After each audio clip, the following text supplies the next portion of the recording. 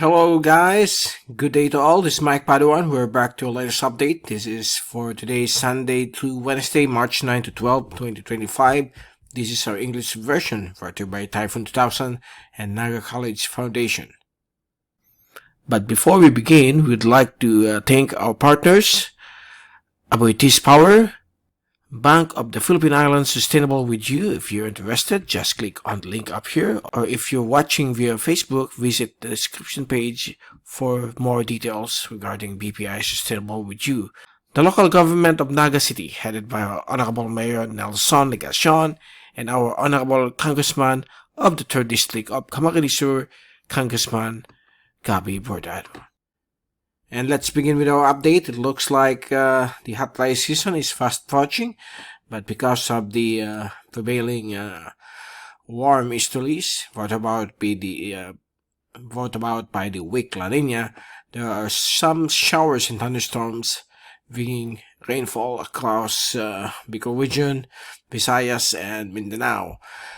This is the last graph set that we created. We have another shear line affecting the eastern sections of central and northern Luzon, so some showers and thunderstorms expected over these areas. And the northeast monsoon has started the weekend as of this time. And so far, we have still another blast of the northeast monsoon and the shear line set to return between March 18 to 21, so watch out for that, and it could affect the Bicol region. We are going to give you the very latest on that in the next few slides. Here's the fast animation. So we have here a surface trough to the south of Palau moving towards the west. Some thunderstorms here over Mindanao and Bicol region as well because of the warm easterly wind flow brought about by the prevailing La Nina, which is expected to return to neutral conditions beginning April, but the effects of La Nina will continue until roughly May or June. And the shear line is starting to weaken over the eastern sections of northern and central Luzon. Here's the zoom in satellite animation from windy.com. This is for this evening of March 9, Sunday, and you can clearly see here some packets of rain showers and thunderstorms still affecting Catanduanes, Camarines Norte, parts of Camarines Sur, and becoming more frequent over the West Philippine Sea, affecting Cagayan Island Group and also over Mindanao. Metro Manila and some parts of Central Luzon, because of that shear line, will also bring some isolated scattered rain showers and thunderstorms, and this is quite unusual since last year we have also an unusual event because of that strong El Nino. We are way below average when it comes to the rainfall, but right now it's the flip side. We have much above average rainfall across different parts of the country. Last year, same time, here in Bicol, we have 20 millimeters of rainfall. That was February of 2024. But this year, last month, February 2025, it's around 200 plus millimeters. So this is what we are telling you about when we have El Nino. We have drought conditions, while La Nina, we have more rainfall conditions or wet conditions even during hot dry season. And that's good for the farmers and those farmers that grows local products, particularly organic vegetables. So this is a must, this kind of rainfall.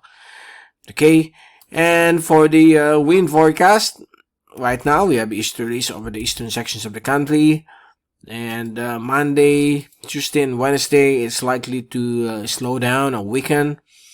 Light easterlies will be expected all throughout the country, but if we move forward into next week, next week, that's the week of March 16 or 17 until 22. So 5 days, we have another blast of northeast monsoon. So on Monday, the northeast monsoon will affect Luzon, while on Tuesday, Wednesday, Thursday, Friday until Saturday or Sunday, we are seeing a return of a northeast monsoon. Let's move it back on Friday, March 21. So March 21, northeast monsoon and the shear line will affect Bicol region and eastern Visayas. Okay, so a few weeks ago, we thought that this will be the end of the shear line and northeast monsoon, but there will be still another one coming, and hopefully this will be the last one. So we'll keep you updated. So prepare for another rain event. Between March 18 to 21st, and just in time for the arrival of the spring equinox, which is set on March 21 to 22. Okay, so might be the last of the shear line in the northeast monsoon. So let's prepare for another rain event across Bicol region and eastern Visayas next week. Okay, March 18 to 21. So we will observe this situation. Let's hope that it will not be a strong one, but we will keep you updated in the coming days. Now here's the rain forecast that we are talking about. Okay, so that you'll know when it will be the last or the next wave of the shear line in northeast monsoon. So right now it's purely easterlies over the Bicol region. Move it on Tuesday, March 11 and 12. Everything is okay. Some showers will be expected across the eastern sections of Luzon and Visayas because of the easterlies.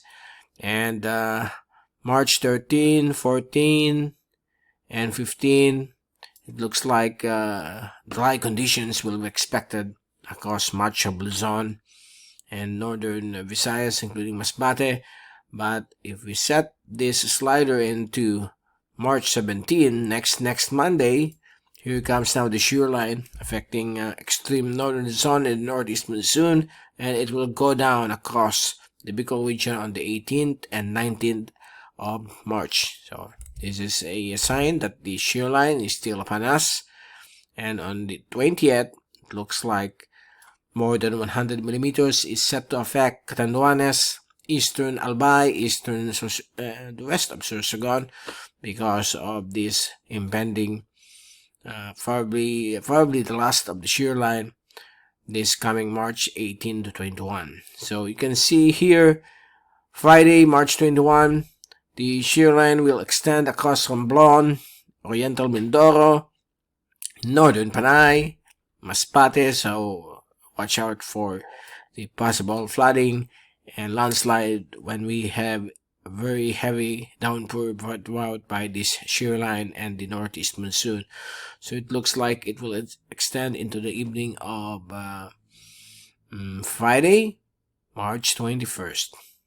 Okay, so this forecast is at low probability, so changes will still occur, but by next week, particularly next weekend, we might be seeing a much improved forecast. Okay, and so let's take a look now on the latest wave forecast. So far, it will be 2 to 3 meters of wave heights across the east and west Philippine Sea, while calm to light waves will be expected across the west southern portions of West Philippine Sea, including the Cagayan Island Group, the coastal waters of Palawan, Sulu Archipelago, and the Visayan Sea will remain calm, okay, with light waves. And on Tuesday and Wednesday, the conditions of the West Philippine Sea, the northern part of the West Philippine Sea, will dramatically improve to just 1 meter in wave height, while over the East Philippine Sea, it will also slightly improve but still moderate, and rough seas over the eastern coastal or seas of the Bicol region and eastern Visayas. And before we leave you, here's the latest global topics hazard outlook from the Climate Prediction Center, valid for the next 2 to 3 weeks, and we have another one this coming Thursday and Wednesday. On week 2, valid March 12 to 18, the Philippines will be having more than 80% of above average rainfall because of the ongoing La Nina, and the effects of the warm easterlies, which is generating rain showers and thunderstorms. And on weekly, valid March 19 to 25th, this is still highly uncertain. More than 80% of above average rainfall will be expected over the southern tip of Palawan, southern Sulu Archipelago, and Mindanao, while more than 65% of above average rainfall will be expected across the rest of the Visayas, as well as the rest of Palawan. Luzon will be experiencing normal rainfall activity.